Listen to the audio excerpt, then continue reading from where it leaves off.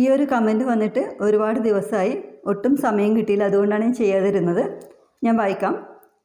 ಹೇಗೆ ತಪ್ಪಿಸಿಕೊಳ್ಳುವುದು, ಅದನ್ನು ನೆನಪುವಾಗ ನನ್ನ ಕೂದಲು ಕೂಡ ಅಲ್ಲ ಗಡ್ಡ ಕೂಡ ನಡುಗುತ್ತಾರೆ. സെൻറ്റൻസിൽ കുറച്ച് മിസ്റ്റേക്സ് ഉണ്ട്, അത് ഞാൻ പറയാം. ഇതിൻ്റെ മലയാളം ട്രാൻസ്ലേഷൻ എഴുതിയിരിക്കുന്നത് എങ്ങനെ രക്ഷപ്പെടും, അത് ഓർക്കുമ്പോൾ എൻ്റെ മുടി പോലും അല്ല താടി പോലും വിറക്കുന്നു.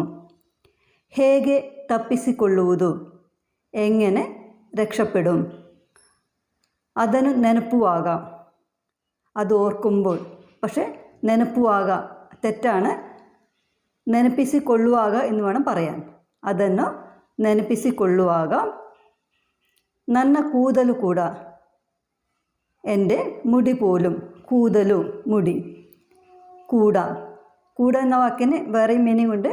ഇവിടെ മുടി പോലും അല്ല ഗഡ്ഡ കൂട അല്ല താടി പോലും. നടുകുത്താറെ, ഇവിടെ ഈ വാക്ക് തെറ്റാണ്. കാരണം ഒരു വെർബ് താറെ എന്ന് അവസാനിക്കുന്നത് സബ്ജക്റ്റ് അവറു, അവർ എന്ന് വരുമ്പോഴാണ്. പക്ഷേ ഇവിടെ സബ്ജക്റ്റ് എന്താണ്? ഗഡ്ഡ, അതായത് താടി അല്ല.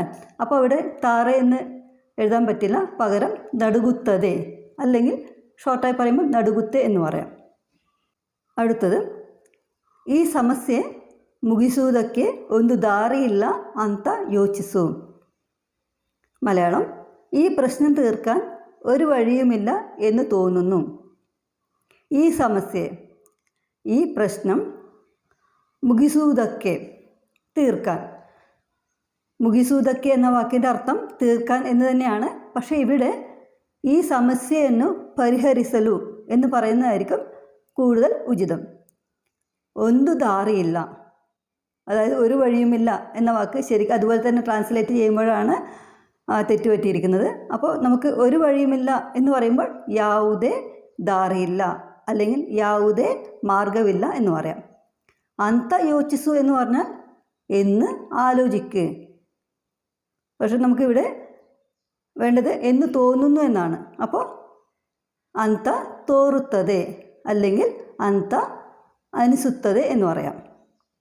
ಲಾಸ್ಟ್ ಒನ್, ಏನು ಮಾಡಬೇಕು ಅಂತ ರಾಜುವಿಗೆ ಗೊತ್ತಿಲ್ಲ. എന്ത് ചെയ്യണം എന്ന് രാജുവിന് പോലും അറിയില്ല. ಏನು ಮಾಡಬೇಕು ಅಂತ, എന്ത് ചെയ്യണം എന്ന് ರಾಜುವಿಗೆ ಗೊತ್ತಿಲ್ಲ, രാജുവിന് അറിയില്ല.